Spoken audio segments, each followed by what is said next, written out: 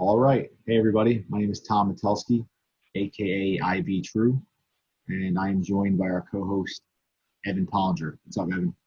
Hey everybody, how's it going? All right. So we wanted to tell you guys a little bit about ourselves, as this will be a little bit of a rough draft podcast that we're starting, going by the podcast bros, the Premodern podcast bros. What we'd like to do, though, is just tell you a little bit about ourselves, so an introduction. We're going to try to do this monthly. Again, very casually, just getting through this. We just want to share more content about the format because it's amazing, and go from there. So, Evan, you want to tell everybody, who you are, when did you start playing Magic, and when did you find Premodern? I'm Evan Pollinger. I've been playing Magic on and off since Onslaught started to get competitive around Zendikar. So I've been playing pretty competitively since Zendikar. I learned about Premodern recently, actually. I've only known about it for probably about a month. And it caught my interest right away. And I'm really looking forward to getting kind of into the core of the format. All right, nice, man. So again, I'm Tom Metelsky. Maybe some people will know me by my Moto name, which is IB True. I was playing very competitively on Moto for maybe the past 10 years. That has come to a halt. Not all the way, but for now, just because of how unhappy I am with the Eternal formats. Get into that a little bit later. I started playing Magic right around Urza's Saga. I learned from a friend of mine at soccer camp. Saw a bunch of guys playing with these cards. I remember, like, one of the first couple of cards I saw were the Vampire Bats, Norit, just cool stuff like that. And the artwork was like, so it drew me in right away, and I'm like, I have to be playing this. I played casually here and there, just with my friends, like kitchen table type stuff, and up until maybe about 2003, when I started taking it pretty seriously, playing tournaments and stuff like that. It was like the Psychotog era, and then like Odyssey block, basically. I quit right around Champions of Kamigawa, and I got back in with Zendikar. I saw that they reprinted Fetch Lands. Remember, I have a bunch of the old Fetch Lands, and I was like, oh, maybe this is getting good again. So dove back in. And then when did I find Premodern? Found it about a month ago. I saw Roland Chang's Facebook page when he posted his foiled out Blue-Green Madness deck. Thought that was like insane, and I was like, what is this format? I need to be playing it. So that's how I did it. I did my research. I watched a bunch of YouTube videos, went to the website, TC decks, and it just drew me in right away. I mentioned it to Evan right when I saw it, how cool this format looks and how competitive it seems, and like even undiscovered in a way, but also where like there could be 20 to 30 decks that can all beat each other, and you can't get that really anywhere else. With introductions out of the way, one thing we wanted to talk about today, which is this podcast is basically just going to be introduction / ban list discussion. Evan also thought it was really interesting that it's something we need to discuss. The creator of the format, Martin Berlin, I just think this guy's like, it was like ahead of his time when he created this format. The ban list attracted me right away, where it's like it separates itself with like being original, and it's keeps it so balanced that I think it's perfect. We'll talk about the one card that was unbanned, which is Frantic Church at the end, because I definitely think that's a good topic to discuss. But Evan, anything else you want to discuss before we jump in? Nope, I think I'm ready to get into this ban list. All right, man, you can start with the first one whenever you're ready. All right. Before we're going to be skipping any anti-cards, I think that's pretty self-explanatory for the format. So we're going to be starting with balance. And balance, that's quite a doozy. For anyone that's played with balance, had balance played against them, it's not a fun Magic card. It's one-sided. It's one of the most overpowered white cards that could probably be printed in Magic is balance. Absolutely, man. You played Vintage before, as have I. It's not, like you said, it's not balanced. It's one-sided. I would say, I don't even know what percentage to put it at, but it's over 75% of the time. I think the conversation can end now. Balance deserves to be on the ban list, and yeah, I think we can move on to the next one. Well, following balance, we have Brainstorm. So we go from probably the best white card ever printed to one of the best blue cards ever printed. Brainstorm, when it was printed in Ice Age, was a card that I don't necessarily think they understood the implications that they were creating with the card. I think players back then didn't understand how the card worked as players do now. Brainstorm is one of the most powerful blue cards in Legacy for a reason. It's restricted in Vintage for a reason. With this format not having a restricted list, I think it's pretty easy to see it on the ban list. Yeah, I mean, and one thing we want to discuss too, again, balance does not need this discussion. We wanted to also talk about, like, would it be fun if it was in the format and not on the ban list? But as Evan said, like, the card is so overpowered. No one knew it was, basically. Really probably right before fetches were printed in Onslaught. Like, I remember seeing this, like, at the bottom of my shoebox because I was like, why? I don't want this card. Like, you know, I'll never use this card. But basically, once fetches were printed, like, Brainstorm, like, basically lit up. Definitely one of the most powerful skill intensive cards in the entire game. But Evan, do you think would it add anything fun to the format? With the way the format already is and how card advantage has such a strong impact on a game, with the amount of, I mean, it's almost ancestral. Is that a format where ancestral is unrestricted and legal as a a fun format? I say no. Yeah, man, I agree. I don't like. Again, if you want Brainstorm, you can play Legacy. I just like that it's like there's enough cantrips, drawing cards. Like, I think it being on the ban list kind of keeps blue in check a little bit, and it's probably the most powerful color in the format. But I just think it's not needed, and I don't think it would add anything fun. I think it would add to repetition, like repetitive gameplay, because it kind of plays like that sometimes in Legacy as well. But yeah, no, I don't think so. I don't think it should ever come off, and it makes the format its own with it not, like, legal. Like, I just think it's better where it is. And then following Brainstorm, we have Channel. It's card is absolutely insane. I think it probably spent 30 seconds on it. Yeah, I mean, look, people are going to be playing Forest Lotus Petal or Elvish Spirit Guide, and they're just going to go off to the races. Yeah, what do you think the main win con is? Like, what do you like? I'm trying to think what the quickest win con would be in Channel. It's like Torch. Karavik's Torch, or my guess would be something involving Devourer. Oh, true. Yeah, there's definitely, like, I'm sure it'd be like a Devourer combo. Again, we're just kind of like really going like rough draft off the top of our head right now. I'm thinking of this, but yeah, definitely more than one degenerate combo. Yeah.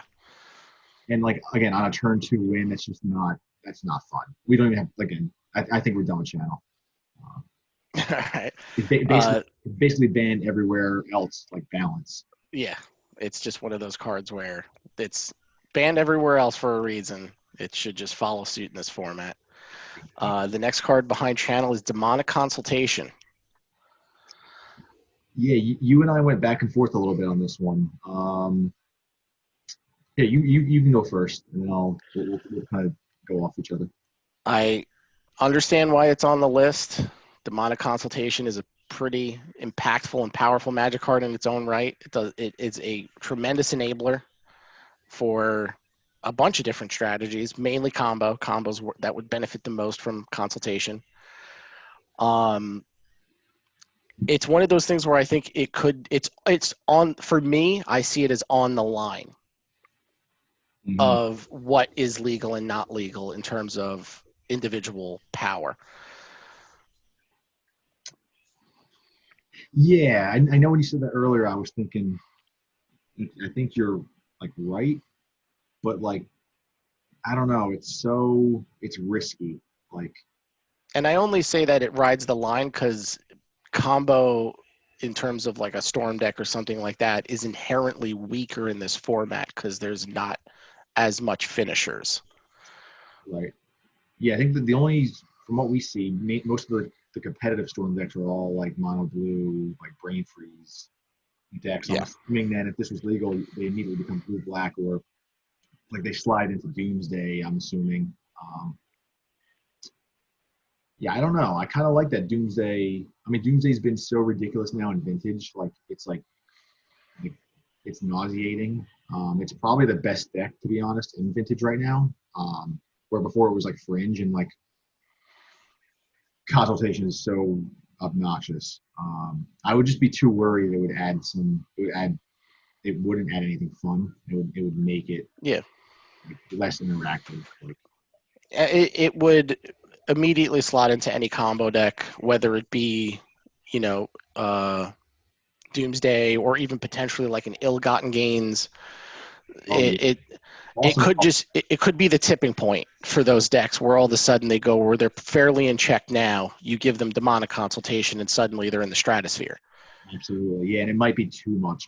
Ill-Gotten Gains is awesome. I love that card. I remember when you had like a Doomsday list when you were playing ADH a couple of years ago, didn't you? When you were playing Ill-Gotten Gains. I used Ill-Gotten Gains and then twin casted it to get infinite copies of it in Ill-Gotten Gains, which was giving me infinite mana, and then I was able to storm kill a full table of EDH players. That's amazing. But we don't want that here. Exactly. Ill-Gotten Gains is awesome. Like, again, the artwork, the card itself. But yeah, I think Consultation, like you said, it would push the barrier and probably be broken. Yeah. And again, in the format where like Duress is probably just the best card, I wouldn't want to like play against these decks that are like turn one Duress, you turn two Demonic Consultation with like Mox Diamonds or Lotus Petals, whatever you want to do. Mainly Lotus Petals, and then they win the game. Like, that's not fun. Yeah. Any combo deck, it gives a consistency which enables a faster turn kill, and this is already a slower format where fair decks stand a better chance. Giving an unfair deck Demonic Consultation gives the fair decks less of a chance. Yeah, it would just be like so ridiculous if you're playing like Goblins and like you got this fast competitive deck that can play like a control role too, and then like the aggro role, and then have no interaction if someone's playing Demonic Consultation, basically. Exactly. That's like not what we want to be doing. But all right, man, enough of that one. What's next? The next card on the list is Earthcraft. I don't know how I feel about this one. I mean, go ahead. There's a lot of mid-range creature decks. I don't necessarily think it would go in that route, but it is an option. But it is also legal in the same format as Squirrel Nest. And I mean, look, you can laugh at it all you want, but all of a sudden your opponent's got, Splinter Twin staring you in the face with no Zealous Persecution in this format. That's a problem. I know. Yeah, so here's my problem. Like, what you said is perfect, but I would add, like, you want to play the Squirrel opposition decks. Like, they're fringe right now, like opposition and Squirrel Nest. I think they're unexplored though. Like, I think that deck could be pretty good in the format. Maybe like the tier 2 ranges, something like that. Because I mean, that lock can just basically lock some players out of the game. But if you add Earthcraft into the mix, the game is over. So now they have on the same axis as them being able to lock the game out. Suddenly they have a combo finish. Exactly, and like you said, they can splinter twin you into turn on turn 4, or I guess turn 3 if they're playing like Mox Diamond, Hmm. which I'm assuming they would in this I kind of. mean, if they're in some sort of combo along those lines, they're probably running blue for protection, and then they just, go as hard as they can on trying to just combo out as quickly as possible. Yeah, I wonder, would you play like if we just kind of quickly like say where is this going? Would you play like a Goblin Bombardment too if you like had to face like I'm just trying to think what would stop you from attacking like the Splinter Twin route? Like, would you even want Bombardment? Would you need it? I mean, if you can get bombardment out early enough, it gives you a turn faster kill because you don't have to wait for combat. That's true because like I mean, Ensnaring Bridge is in the format, but like I think it's too slow. Like you're not gonna have less than one card on turn 3. Exactly. Mm-hmm. But yeah, no, I think Earthcraft would be cool, but I think it might be too good. I also agree. Yeah. But I want to like put it on the list of like maybe, but like Again, that's one of those cards where I feel like it's pretty close to the line of what's overpowered and what's not. yeah. Well, would you allow that over consultation? I would. Yeah. Okay, but again, it's more likely no. The other thing too is right now the way the format is, there's already a decent amount of enchantment hate main board and sideboard, and it being a primarily enchantment based combo. Look, if you play like a Seal of Cleansing before they can play Earthcraft or Squirrel Nest, okay, sure, Right. that's fine. Like, can they assemble that combo again? Sure, but at that point, you've now bought yourself time to be able to get to like your Forbid, your Mana Leaks, stuff like that, where you can start having interaction. You didn't just like lose on turn 3. Oh yeah, no, I agree, and I think also though, like I was saying, opposition being like a tier 2 deck from what I've been gathering, like I think Squirrel Nest and opposition is like just is good enough. Like I don't think we don't need to like make it tier 1 and then like also making it very unfun. Yeah. So yeah, all right, what's next? The next card on the list is Entomb. Probably again, we don't need to spend too much time here. I mean, this is in the same format where people are running Dark Rituals and Lotus Petals. You can just as easily Entomb Exhume or Dance of the Dead, and suddenly you're dealing with a Phantom Deshoba on turn 2. Yeah, that's not. I don't even want to talk about it too much.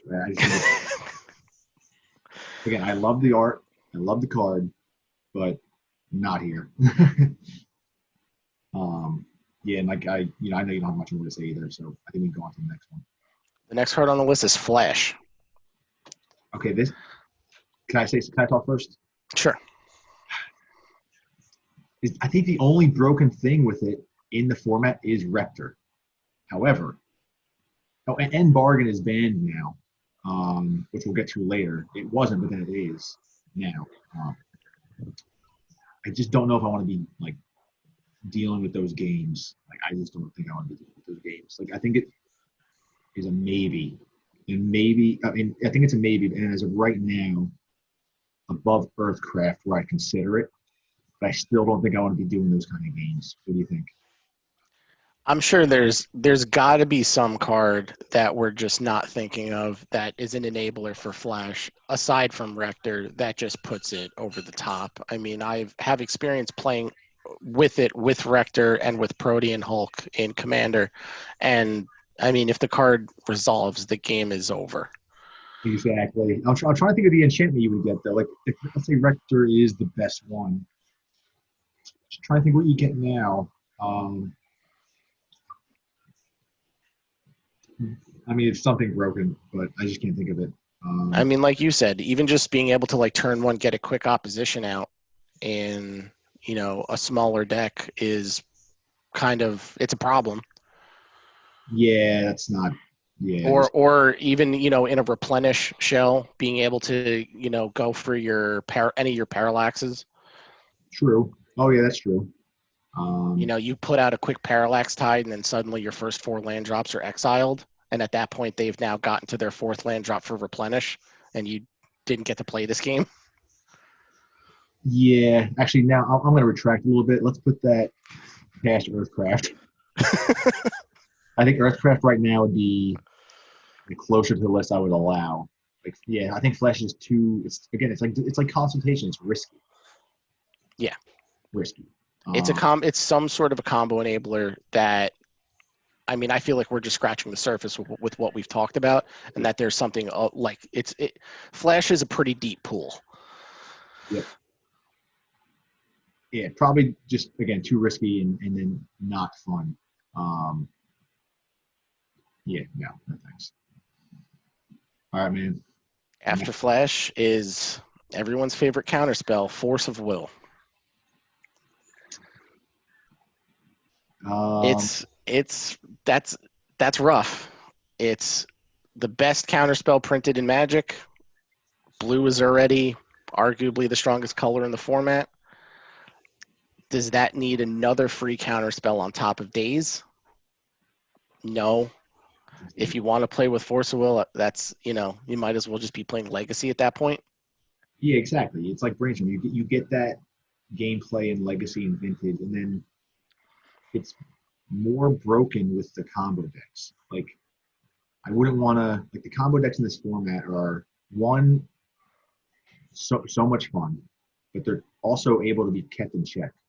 Like, when I first discovered Premodern, I saw like people were saying like, oh, the Devourer deck might be like risky, like, might have to be watched or whatever. But like, if Force of Will was legal, they'd be playing Force of Will. I don't know if I'd want to be doing all that. And like, same with Replenish. Replenish would squeeze in 4 Force of Wills immediately. Like, I don't like Force of Will was the one card I was so happy to see on the ban list, because it's like really makes the format unique, and like the blue decks aren't basically warped around putting 4 Force of Wills in every single deck, and then like you're basically going to cancel out a lot of decks that are playable right now. Like, I think with both of us being Eternal format players, coming into another Eternal format without Force of Will being present there, it's kind of like a breath of fresh air.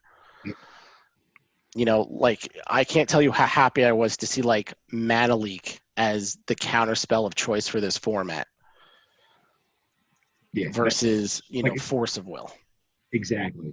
It's awesome that like Counterspell and Mana Leak like get to see play again, let's say, because they're really good cards, and they're fair. Like, they're fair counterspells, and you can leave up the mana and like bluff them, play around them. Like Force of Will, you can bluff whenever you want. Like, but Counterspell and Mana Leak are probably more skill intensive too. And on top of it, this is also a format where something like Cavern doesn't exist.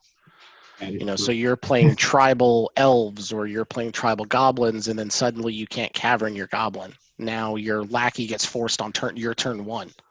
Yeah, that's ridiculous. You're on the play and your lackey gets forced. Yep, that doesn't exist in Premodern right now, and there's a reason for that. Yeah, and I think it's good. I think it's real good. Yeah, anything else for Force of Will?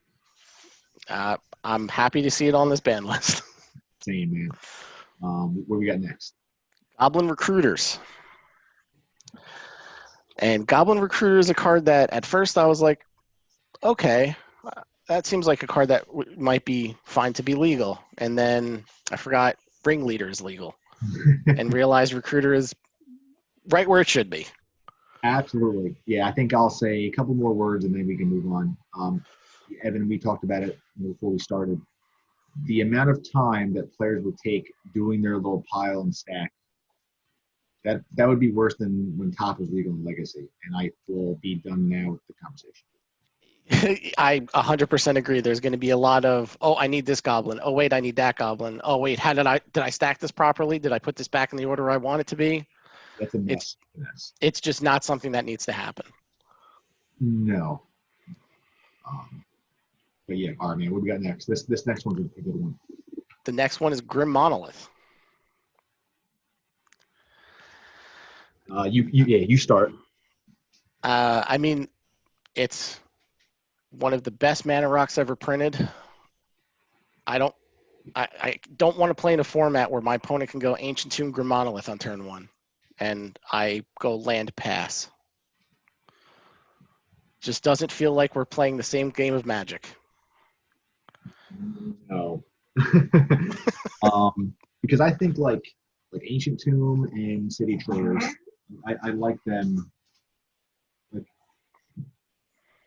I like them in the format. There's drawbacks to both of them. There's not much drawback to Grim Monolith, especially in a format where Tinker is legal and not restricted. They could just tap the Monolith, get the value out of it, and then tinker it away. Yeah, now Grim Monolith, it's not needed. I think it would make the format worse. So I'm glad it was actually preemptively banned. It would just make Storm probably better. I don't want to be dealing with that. Yeah. It would probably make Storm a little bit more playable. Am I right? Like I think so. I mean, it's a colorless ritual. So yeah. I feel like any ability that's going to give Storm the ability to net mana is always going to be a positive for them. But wait, and along with that, I don't want to like Voltaic Key's legal and like also true. Yeah, I don't want to. I think there's probably more room to explore what that deck would look like Monolith and Key. Like we don't need that. I mean, we're also talking about the next card on the list is Mana Vault, and I feel like we're going along the same lines here. Absolutely, yeah. We don't have to spend time on it because it's the same thing. It's the card is completely broken. It's not needed. It would add nothing fun, and it's definitely not needed. Well, after Mana Vault, the next card on the list is Memory Jar. Oh, fine, fair card. Yeah, okay.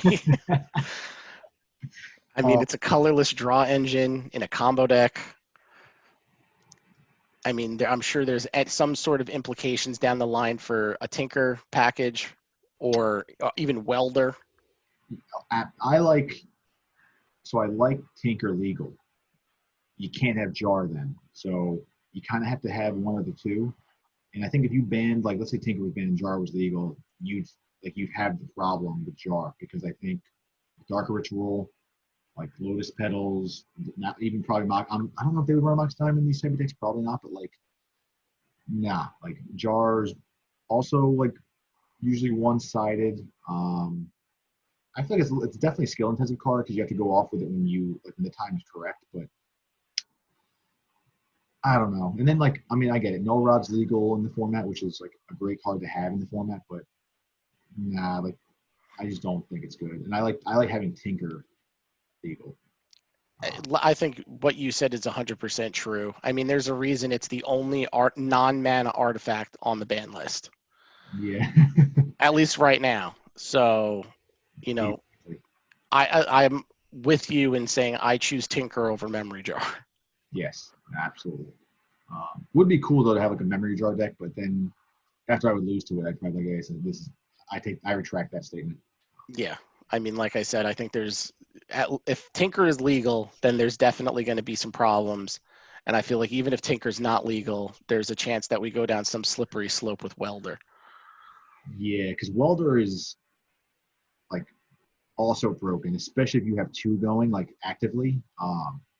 Yeah, there's got to be some way that you can start looping jars or do some ridiculous turn where you've somehow like activated a jar, welded another jar into play. Yeah. And that's only with one welder. That's assuming you only have one. Exactly. This is also in a format where Matron is legal. Suddenly you have access to a tutor for your welder. Yeah, that and also Metalworker. It'd probably be Metalworker would probably be like really, really strong. Yeah, I think you can move on. Especially the next one. The next one's not going to take long either. Next card on the list is Mind Twist. No one wants to play against Mind Twist. It's definitely in a format where rituals and Lotus Petals and where that all exists. I can't imagine a format where Mind Twist would also exist in that, where people are enjoying themselves. Yeah, it's banned in Legacy too, which it might even be okay for Legacy now, but it's still again, it's not fun. It's not fun to play against. If there was any reason why force should be legal, it would be if Mind Twist was legal. Because if your opponent Mind Twists you for like 5 on their turn 1, the game's over. You didn't even get to play Magic. That's exactly, yeah. If you're not playing Magic, this is why the format is so great, because it allows you to, like, again, Duress probably is the best card, but like, it's not game ending. I mean, I guess it can be, but it's really if you're playing like the glass cannon type combo decks, or you just kept a bad hand. But Mind Twist, that's not fun. All right, what do we got next? Next card on the list is Mind's Desire. Now, there's not a lot of legal cards with the word storm on it, and I feel like that's kind of for a reason. And aside from Tendrils, which is a win condition, right along behind that is, I feel, Mind's Desire.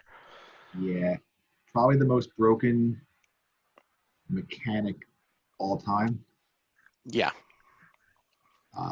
Yeah, again, we don't have to spend a lot of time on it either. I just don't. You're going to be playing it in Dark Ritual, Lotus Petal deck, like Cabal Ritual, legal, like doesn't really see play, but immediately would see play. I don't think you can unban it. No, I mean, this basically becomes like your Ad Nauseam Tendrils deck without Ad Nauseam or Tendrils, but you still have the other shell. You have the other core of the deck there. Yep. No, it's perfect where it is. So we keep going. Next card is Mystical Tutor. Again, not too much time, as long as you agree. I just think it's completely busted. It's not even like Worldly Tutor and Enlightened Tutor are completely fine, even though they're busted too. But you're talking like Mystical Tutor in blue, grabbing the incidents, like that's a problem. It's way overpowered versus like Worldly Tutor and Enlightened Tutor. It's not even close. Like I think it deserves to be there, and then I'm done with that card. What do you think? Yeah, I mean, look, if Mystical Tutor's main job was to go grab Wrath of God or a Factor Fiction, it would be all good. It would be fine. But, yeah. I mean, that's not going to be the case. It is not going to go get those cards. It is going to be doing something inherently way more powerful, which is going to make the game way more less fun. Yep, absolutely. Yeah, it's going to, I would assume, like, replenish decks. Exactly. Yeah, that's not needed. There's you enough. Can go, there's enough ways to find those cards. You Mystical Tutor for your Frantic Searches. You Mystical Tutor for your Replenish. Yeah, it's ridiculous. Yeah. Again, that card's restricted and banned in restricted in Vintage and banned in Legacy. Exactly. Usually the pedigree is there for these cards that are on those lists. Well, the next one on the list is Necropotence. There's a lot of them on here that we don't have to spend too much time with. I mean, look, if Necro was like in a mono black zombie shell and the most it was going to do was like, pay some life and draw some extra cards, replace your Phyrexian arenas. That would be fine. Then that would be fine. But that's not what the card's going to do. Immediately go into a Dark Ritual Storm deck immediately. Yeah.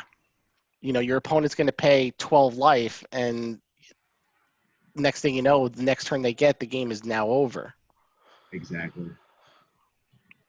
Yeah, no. I mean, blue is the king of drawing cards, especially in card advantage with Factor Fiction and accumulated knowledge, and you're just going to blow that out of the water with Necropotence. Yep. Yeah, I mean, got to give it credit, though. The art is amazing. So that's about it. Yeah. What do we got next, man?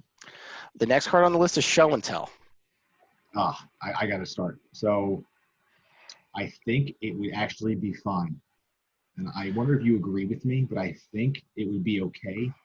However, Reanimator, let's say, like they could play this in the main board or like as a sideboard card to like get around the graveyard hate. But that's the problem. I think then, like, is it making them too consistent? Even though I think it would be fine. I actually, now that we're at this point, I think Show and Tell would be my number one pick to unban. But I also do think it's a little risky. But I think it would lead to some interesting maybe new decks, but definitely slide right into Reanimator. What do you think? I agree. I think it's one of those cards where we've seen what it can do in Legacy, and one of the reasons it can do what it can in Legacy is because of more modern cards. There's no Gristlebrand in this format. There's no Elish Norn. You're not dealing with these, crazy, Emrakul. You're not dealing with these like crazy one-sided cards like your opponent show and telling in Phantom Neshoba. Well, that's the thing, man. What are we doing in Premodern? Like, what are you going to show and tell? Do you think it's like Neshoba, Chroma? Those were for me. As soon as I saw this card, like that would be the first two things I could think of. And I honestly think it's okay, even if they're playing Lotus Petal. Like, so let's say turn 2 show and tell. All right, might be rough. But the only thing I could think of on the reason why this would be banned is because you have City of Traders and you have Ancient Tomb, right. And you just go Lotus Petal, Ancient Tomb, show and tell. You've got to deal with Neshoba on one or a Chroma on one. The game's over. The game just lost. Like the black card, Spirit of the Night. It's like that 9/9 trampler thing. Like that, I think it's like a 9/9 flying trampler. It's like 6 black. It's like its casting cost is absolutely absurd, but that would be like another big one. Like it would just be like a heavy, big finisher. Like you said, you can turn one. Maybe it's too much. Yeah, I mean it's out of the other cards that we've talked about, I would say this is one of those ones that kind of skirts the line of being semi-fair, but that's only because of what you're putting in play. Yeah, like you said, you're not putting in Emrakul and stuff. Like, again, this is going back to why I stopped playing Legacy and Vintage. Like, there are now formats where in Vintage you're playing with power and duels. Legacy you're playing with duels, and then you're playing with all new bordered cards that are just overpowered, not really fun to play against. Like, that's why I'm here and you're here. Like, this is like a fun format, but that's why I like show and tell. Like, it's not going to put in those type of cards. Like, I'm just trying to think though, where like if you show and tell in a Chroma, I guess Goblins loses. But that's what I mean. You go turn 1 Lotus Petal, Ancient Tomb. You show and tell in a Chroma. You have Goblins, which even like, so their best thing that they could probably put in is like Siege Gang Commander, and you have a Chroma. Yeah, they're not outracing probably. No. Not. A Chroma's got Pro Red. I think she has Vigilance. That's the game that's over, and they can't remove it.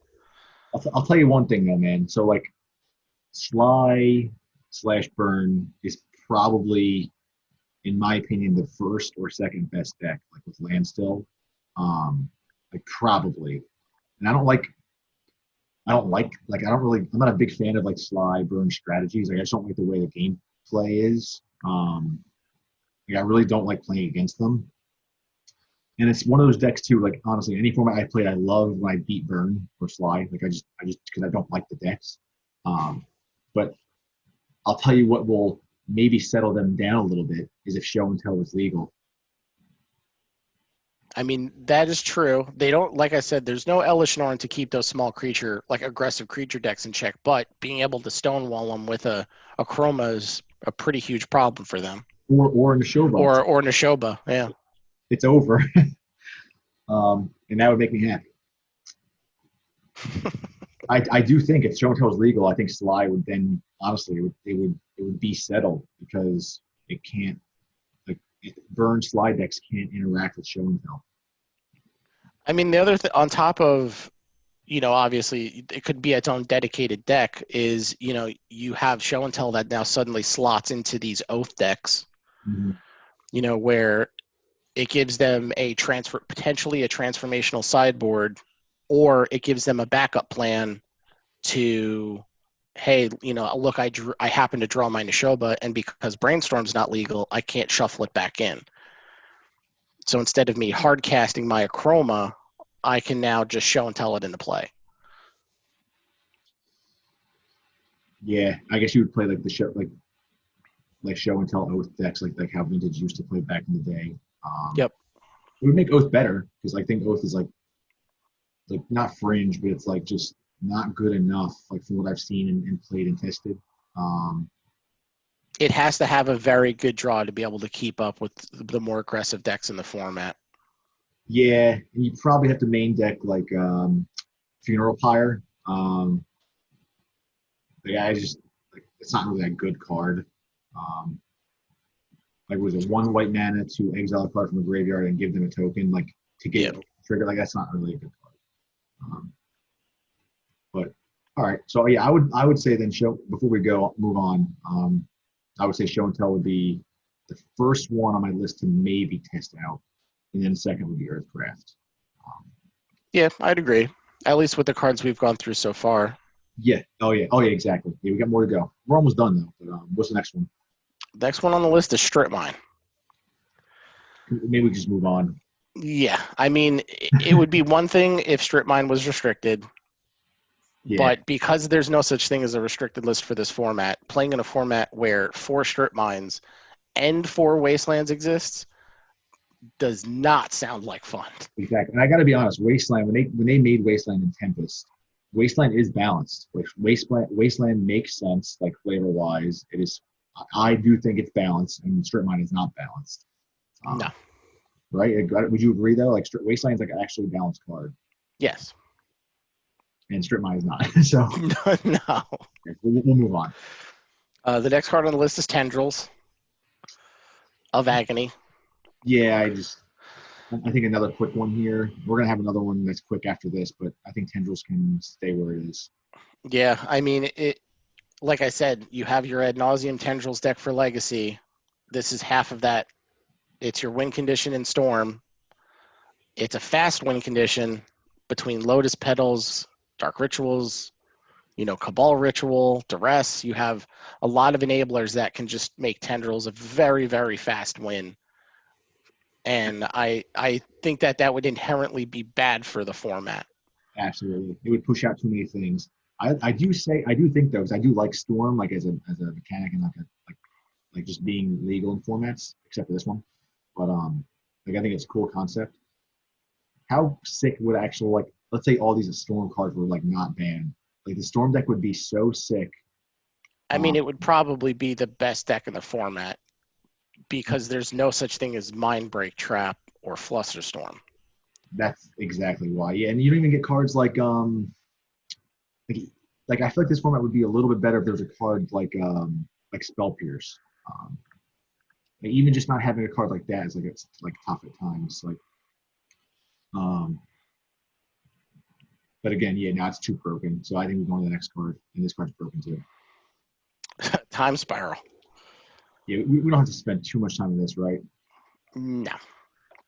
I mean, if you're looking for your combo enabler, your draw engine, I mean, this is everything. This is all wrapped up in one. Absolutely. I will say though that artwork is stunning. I really like. It's Michael Stuffin. Stuffin. Yeah, that art is sick. And from there, we will now move on. Well, the next card on the list is Talarian Academy. You know what? This has happened a lot, man. We don't have to spend a lot of time on this one. I think a lot of these cards that are on this ban list are pretty self-explanatory, and that includes this card. Yeah, well, I think that's why Martin Berlin, like, I'm not sure if he fully controls the ban list or if he has people that like just help him make the decision. But I know he made the announcement for the one I saw.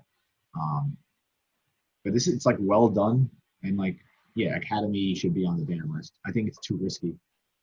There's a lot of cheap or zero costing artifacts that this could quickly go off with, and that we're in a format where Chromatic Sphere exists. Yeah, and suddenly you're getting into like crop rotation territory. I mean, it's a very, very slippery slope when you give your opponent the ability to generate almost infinite amounts of mana on turn one.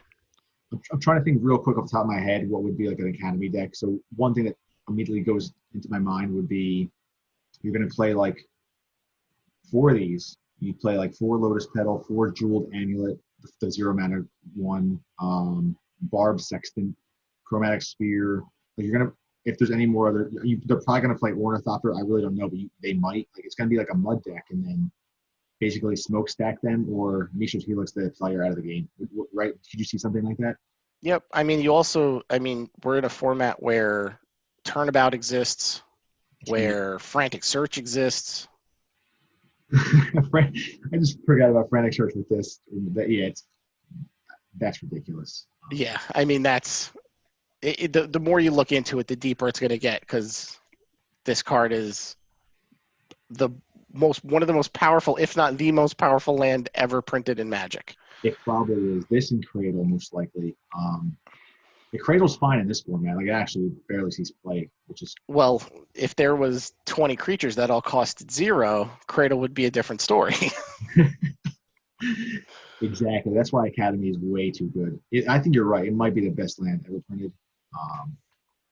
I don't know what they were thinking. And that art is sick too. Always loved that art. But yeah, let's move on. Next on the list is Vampiric Tutor. I have 2 words. Move on. I agree with you. We've talked a lot about why tutors are bad for the format, and between combo enablers and consistencies, and we've played between Commander and Vintage a lot of restricted and singleton formats, and Vampiric Tutor just helps enable that even more. Again, I want to stick to my words. Move on, but I get it. Like early on they didn't really see life wasn't used as a resource. Like a lot of the players that were even playing competitively didn't see it that way. Obviously, people that were creating the cards didn't see it that way. Like 2 life is basically nothing. Look at Phyrexian Mana. Like that was a huge mistake too. Vampiric Tutor is broken. So it's the best tutor. Well, it's the best 1-mana tutor. But it actually might be the best one. But we can move on. Well, following that is Windfall. This one's tricky, man. It is basically Time Twister. For this format, it is, and like I said, combo is in maybe a slightly weaker position in this format than it would be in other Eternal formats. Mm-hmm. But Windfall is one of those cards where all of a sudden you give it access to this and you launch it into the stratosphere. That's the thing. Like if you're on the play and then you got the pedal City of Traders, it's Time Twister for you, and your opponent's in big trouble probably. I said it was tricky. I think it's too broken. I think we can move on. Well, following Windfall is World Gorge Dragon. Too broken, right? Is it within Tomb out of the way? I don't know. I think probably though. Buried Alive still exists, so you do have the ability to put it in your graveyard. You'd probably you'd be playing Careful Study and Hapless Researcher for sure. Yeah. Reanimator deck. Yeah, it would just be a blue-black Reanimator deck. You could potentially maybe splash red, depending on what your win condition would be. You might try to go for Shivan Gorge. Yeah, that. I was trying to think what the win condition would be. I guess you would have to play Grixis. You would only need 1 red source, but you would have to, for you to have the combo turn, because you're probably not casting any red spells in the deck. Correct. But you need it as your win condition for that specific scenario. Either that. I wonder if they would they run Highway Robber? The 3. Oh yeah, they could. I wonder if that would be the go-to win con, the blink for the 2 life and 2 life. It would keep him out of the 3rd color. It would make sense. The only problem is they would have to have Robber on the battlefield before they started going off with World Gorger. Yeah, Highway Robber's it's a bad card. So is Shivan Gorge, but it'd be just enabled by World Gorger to make it a win con. Yeah. You know what? Yeah, now that I brought that, it probably would be in the deck, I would assume. I just don't know how many you would have to run. I don't know. Maybe World Gorger would be not as powerful. Especially now, with Tormod's Crypt, it's everywhere. I mean, people with how heavily prevalent graveyard-based strategies are in the format right now. I mean, graveyard hate, if it's not sideboard, it's main board.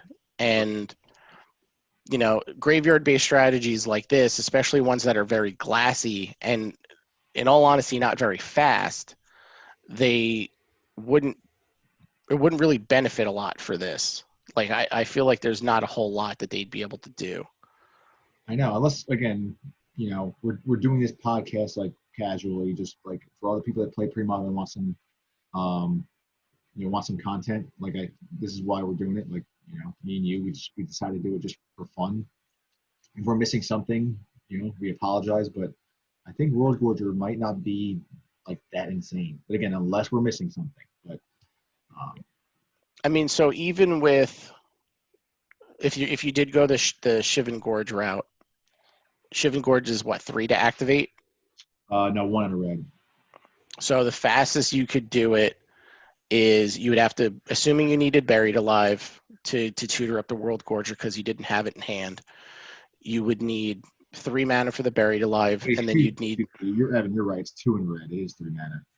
Yeah. So the fastest you'd be able to go off, even if you had, you know, the Dance of the Dead or the Necromancy, whatever it is, you would still need 4 lands on the battlefield to be able to win with Shivan Gorge.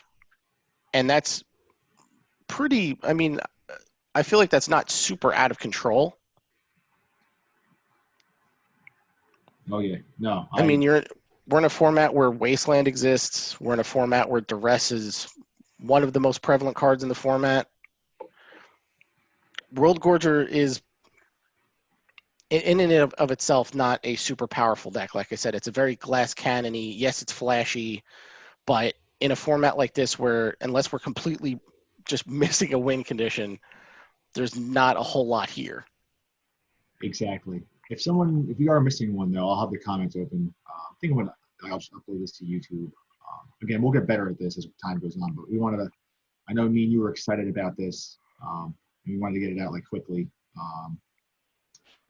But yeah, no, I just wonder if anyone has like a better idea or just like even like a deck list they would throw together with if World Gorger was unbanned tomorrow, what would it look like?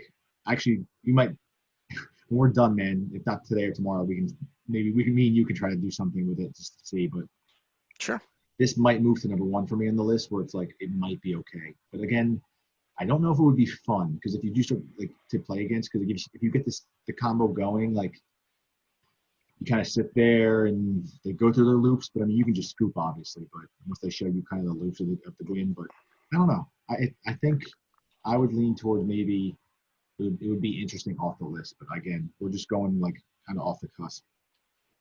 Yeah. All right, what's the next, man? We got 2 left. The next one is Yogmot's Bargain, which we mentioned earlier about Flash and Rector and. Boy, interesting to me, man. I read the article when Martin he wrote that when they banned it because it was unbanned. But like, yeah, with Rector, it's too consistent probably, and then like when it does happen, it's just not like I'm trying to think what the percentage of it is that you're going to win the game. It's probably too high. I mean, I will say the one thing in its favor for it to come off of the list is the fact that Force of Will doesn't exist in this format. True. If you try to do something, your opponent can't just say, well, I'm going to keep paying life until I draw into Force of Will. That's true. I mean, that's probably why it wasn't banned at first. But I mean, yeah, the fact they banned it, and it was before me and you were playing, like there's got to be some more like heavy duty reasons why. I mean, it's your draw engine for your combo decks. It's your, I mean, I can't imagine any kind of fair decks would be running this card. It's 6 mana. That's kind of rough. Yeah, when I did some research, it seemed like they were all just like Rector. Yeah, it's either going to be some Rectoring it out, or it's going to be ritualing into it. Yeah, exactly. Either one of those strategies, neither one of those are going to be fair. No, I think they were all like that. I think they were all Brain Freeze decks. I mean, because that's like the only legal Storm card, which I think is fine. So I do still think like a Frantic Storm deck is pretty cool, even though it's like maybe like tier 2 or higher. Like tier 2.5. Again, if we're just hearing like quickly, like maybe it's like that, but yeah, like this is too. I'm glad it was banned because I just wouldn't want to be. I wouldn't want to play against it. No, not at all.